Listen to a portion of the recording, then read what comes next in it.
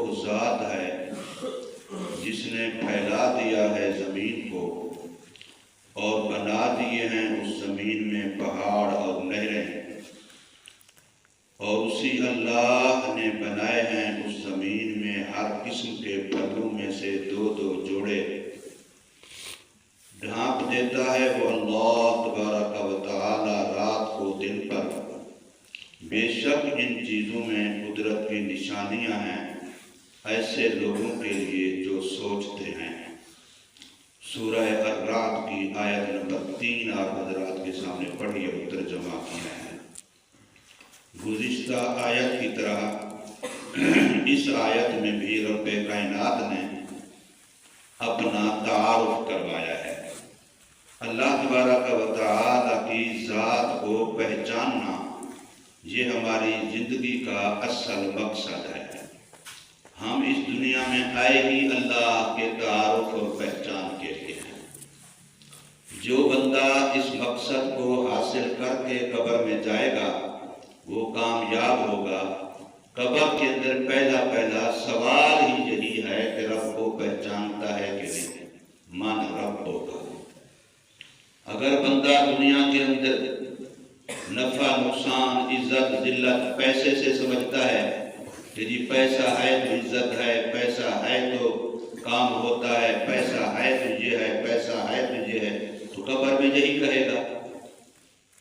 اور اگر دنیا کے اندر سمجھتا ہے کہ نفع نقصان عزت ذلت سب میرے اللہ کے قبضہ قدرت میں ہے، اسی کی طرف سے ہوتا ہے۔ حضرت شیخ مجدد الفسانی رحمت اللہ تعالی علیہ، شیخ احمد فاروقی جن کو مجدد الفسانی کہتے ہیں، ان کے بارے میں ان کا اپنا میں نے پڑھا ہے تحریر ان کی کہ ایک دفعہ حکومت نے ان کو گرفتار کر لیا۔ یہ شروع سے آ رہا ہے علماء کے ساتھ، تو گرفتار ہو گئے۔ اس وقت کی وہ بے دین حکومت تھی، حالانکہ یہ پیر تھے، اللہ والے تھے، کوئی سیاسی بندے، کوئی جماعت، کوئی فلاں کچھ نہیں تھا۔ تو ان کو گرفتار کیا تو انہوں نے جیل سے اپنے گھر والوں کو خط لکھا۔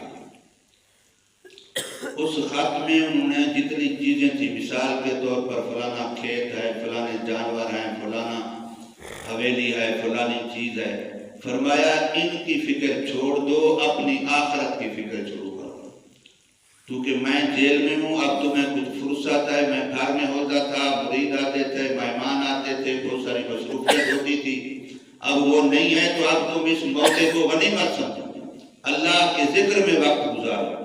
حتیٰ کہ اتنے تک لکھا کہ میری رہائی کی کوشش میں بھی مصروف نہ ہو، میری رہائی بھی اللہ نے کرنی ہے، ہو جائے گی نہیں تو جنت میں ملاقات ہو جائے گی۔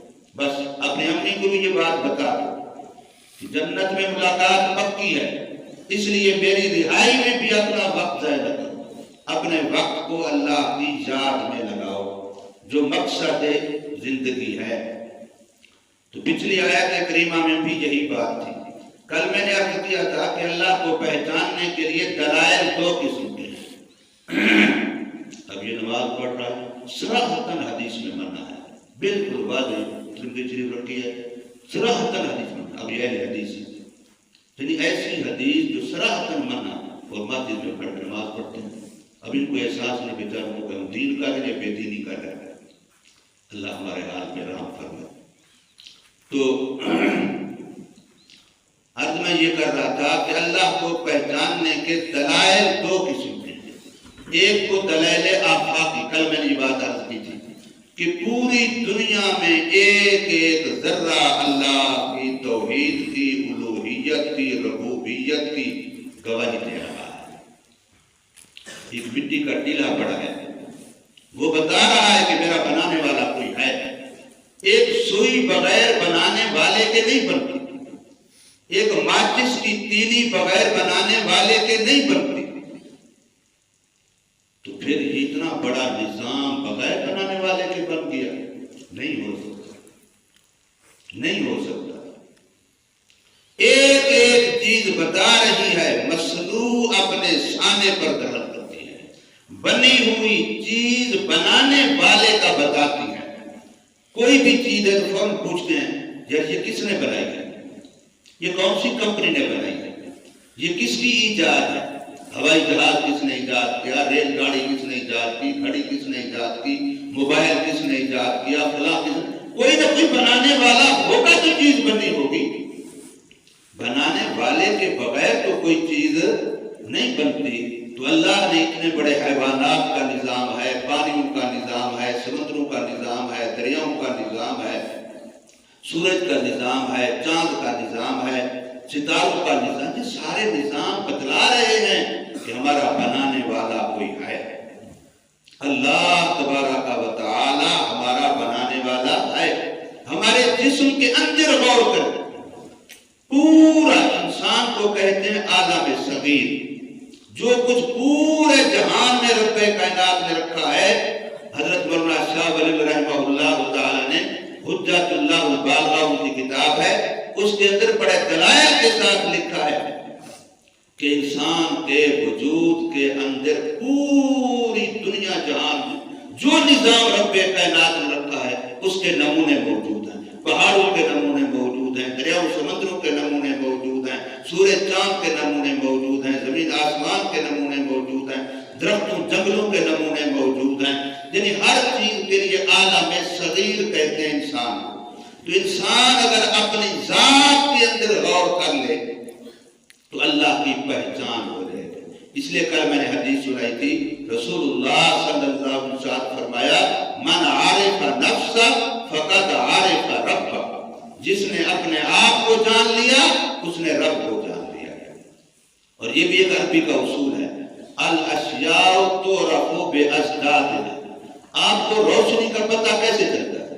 اندھیرا ہے تو روشنی کا پتہ چلتا ہے، اگر اندھیرا اس کا ضد نہ ہوتا روشنی کا پتہ نہ چلتا۔ اندھیرے کا پتہ چلتا ہے روشنی سے، روشنی ختم ہوئی وہ اندھیرا ہو گیا، اور اگر روشنی آ گئی اندھیرا ختم ہو گیا تو روشنی ہو گئی۔ تو ہر چیز کی پہچان اس کے ضد سے ہوتی ہے، یہ ایک مستقل اصول ہے وکلا۔ دوستی کا پتہ چلتا ہے دشمنوں کے مقابلے میں، دشمنوں کا پتہ چلتا ہے دوستوں کے مقابلے میں، صحت کی قدر آتی ہے بیماری کے مقابلے میں، بیماری کا پتہ چلتا ہے صحت کے جانے سے۔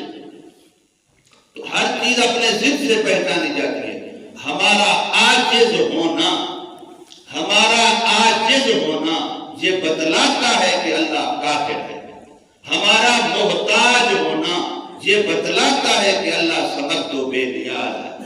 یعنی ضد کے ساتھ ہمارا عجز اس کی قدرت بتلاتا ہے، ہماری محتاجی اس کی بے نیازی بتلاتی ہے کہ ہم ہر چیز میں محتاج، دیکھنے میں محتاج، سننے میں محتاج، بولنے میں محتاج، اٹھنے میں محتاج، چلنے میں محتاج، سونے میں محتاج، کھانے میں محتاج، ہر چیز میں محتاج ہے۔